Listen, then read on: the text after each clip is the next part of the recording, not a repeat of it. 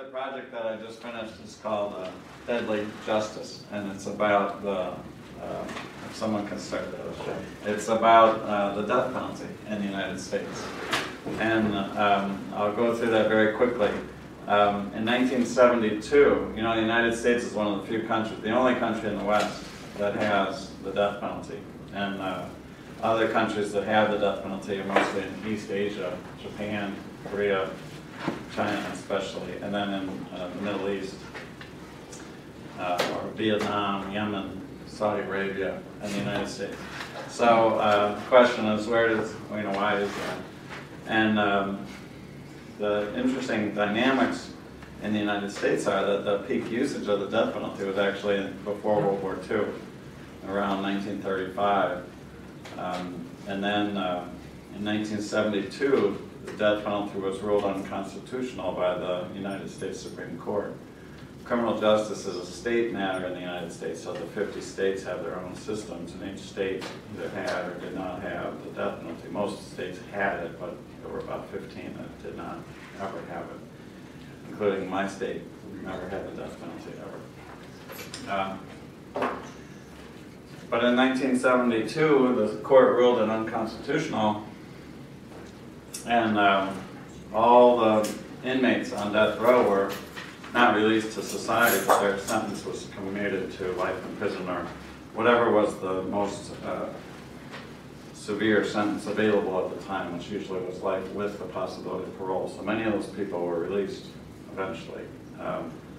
Very few crimes ever occurred following. But in 1976, the court then reestablished the death penalty because the states rewrote their laws. And the new laws were supposed to guarantee that the death penalty would be reserved for the absolute worst killers, the worst crimes, but also the most culpable individuals. So this is, make sure I hit the right button this time. So in 1976, the court declared that the new laws were acceptable because they narrowly targeted the worst killers. And the previous laws were unacceptable because it was capricious and arbitrary. That there's, you know, the United States is very violent, many homicides. And the question was the death penalty reserved for those who were particularly deserving of the worst punishment? And they said it was not. So now that was 1976, so now we have 40 years of experience, and so we wrote a book, actually wrote it with students at the university to assess very precise questions. How many people are innocent? How long does it take? How often are the death sentences reversed on appeal? Very precise questions, each of which we deal with in a particular chapter.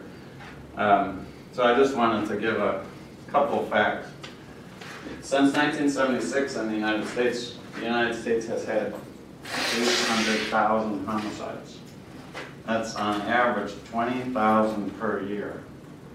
And we've had 8,000 death sentences and 1,400 executions. So you can see that death is not the punishment for murder. It's less than 1% of the homicides are followed by an execution, but it's extremely symbolic. Also, executions reached their peak in the 1930s and then came down to zero. There were none at all in several years in the 1960s and early 70s, and then the modern period is really just this little blip here.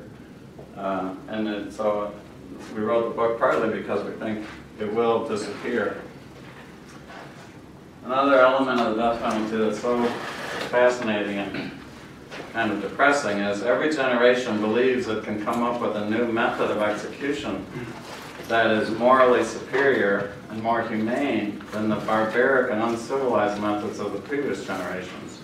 So in the early period of the 1900s, we had hangings, so the noose. And then Thomas Edison was a big proponent of using electricity. So we had the rise of electrocutions. The electric chair was used as a more humane, civilized method of killing. And then we had, of course, the gas chamber in the 1930s. It became more prominent. Then it became verboten to use the gas chamber. And now we've developed lethal injection, a medicalized procedure that is supposed to be more civilized and humane, just like the previous ones were more civilized. There's also a few people in the 20th century that have been executed by firing squad, but so few that I don't include them. This is one of the key elements that was ruled unconstitutional in 1972, but which actually is still a problem today. That is that depending on whom you kill, who is the victim of the crime. If the victim of the crime is a white female, you have more than 10 times greater likelihood of being executed than if the victim of the crime is a black male.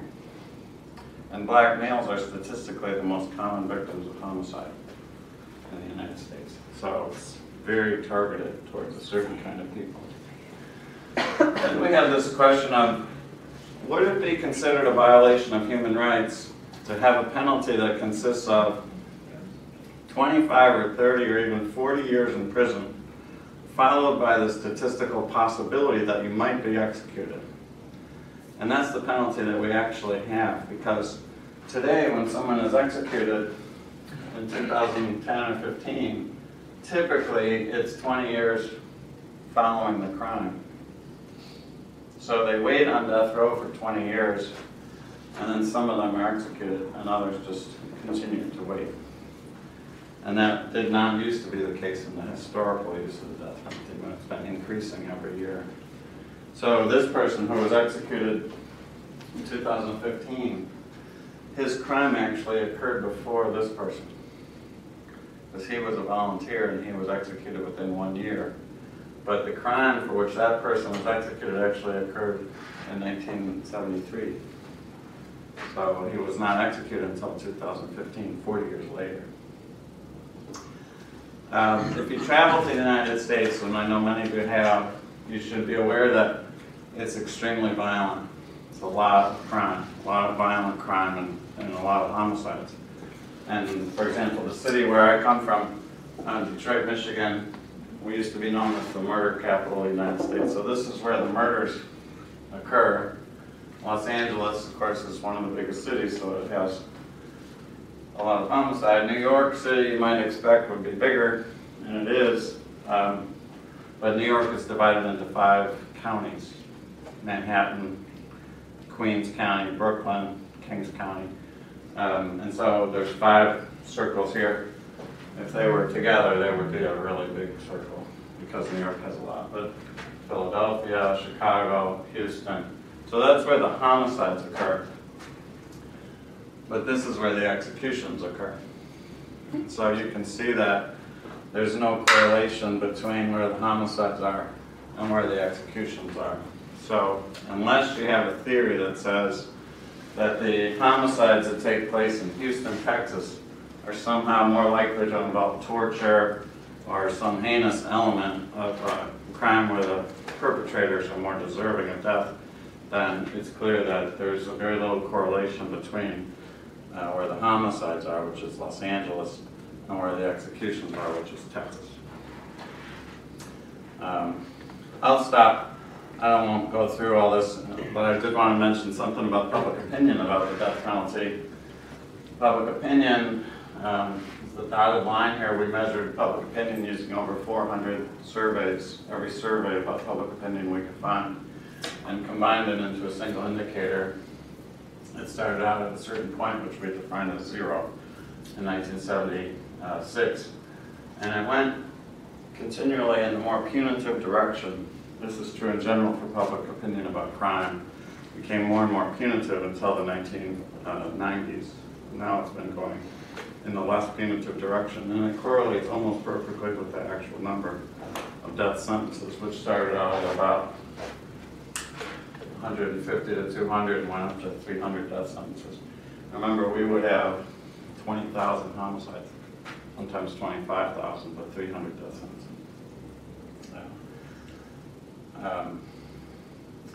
Since 1995, every trend associated with the death penalty, whether it be public opinion or the number of states that have an execution, the number of counties, all going down. And so we targeted this book really to three audiences, and one is the 9 justices of the United States Supreme Court, because they've asked, one of the justices asked for a review of the empirical facts associated with the death penalty. So what we conclude, and we avoid moralizing or giving our opinions about it, but we just wanted as political scientists to provide the statistical facts. Every flaw that the justices rejected in 1972, that it was racist, it was geographically arbitrary, it treated certain victims differently than others, treated certain perpetrators differently than others, it was symbolic, it was capricious. All those things are true today, even more than in the historical periods. Furthermore, there's 4 new flaws that didn't happen, that didn't exist before. Death penalty is extremely expensive, which is not really a constitutional flaw in any way, but it's a political problem because it's very expensive. The delays on death row before executions occur now have reached over 20 years on average, and it's not uncommon that it be 35 or 40 years before an execution might occur. And in Europe that would be quickly declared unconstitutional because it's a violation of human rights. Most people on death row are held in solitary confinement in most states. So the penalty of 40 years in solitary confinement followed by death is clearly torture. So we think anyone would recognize that.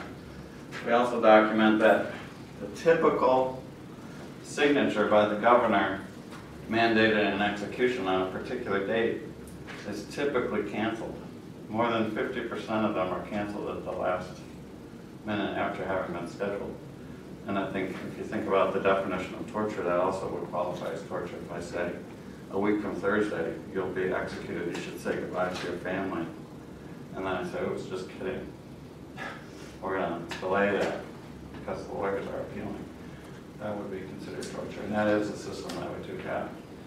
Over 70% of death sentences solemnly intoned by a judge are actually reversed eventually on appeal, which is another element of torture. So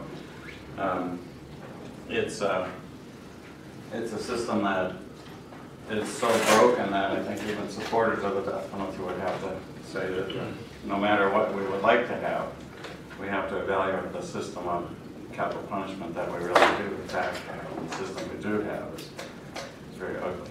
Right, now I'm going to give you the talk I really want to get.